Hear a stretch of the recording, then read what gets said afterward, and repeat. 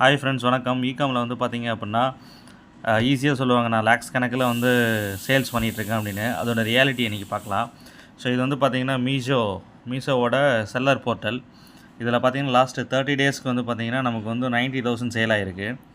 30 டேஸ்க்கு லாஸ்ட்டு 7 டேஸில் மட்டும் வந்து பார்த்திங்க அப்படின்னா ஒரு 38,000க்கு வந்து நமக்கு சேல் ஆகிருக்குது. இப்போ அதோட ரியாலிட்டியை பார்க்கலாம். ஸோ இங்கே பேமெண்ட்ஸ் நான் கிளிக் பண்ணி காட்டுறேன் பாருங்கள். ஸோ இது வரைக்குமே ஒரு லாஸ்ட்டு 4 மந்த்ஸாகவே வந்து பார்த்திங்கன்னா 66,000 தான் வந்திருக்குது.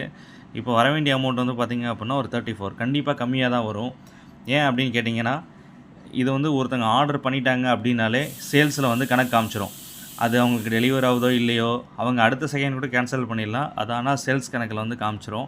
ஸோ இப்போ ஹை வேல்யூ ஆர்டர்ஸ் ஒரு ப்ராடக்ட்டோட ப்ரைஸே வந்து 1000 ரூபாய் வச்சுருக்காங்கன்னு வச்சுக்கோங்களேன். ஒரு 10 பேர் ஆர்டர் பண்ணிவிட்டு அடுத்த நிமிஷமே எனக்கு வேண்டான்னு மைண்டு மாதிரி கேன்சல் பண்ணிடுவாங்க. அந்த மாதிரி பண்ணாலே அவங்களுக்கு வந்து 10,000 வந்து ஈஸியாக சேல்ஸ் காட்டும். இதுதான் விஷயம்.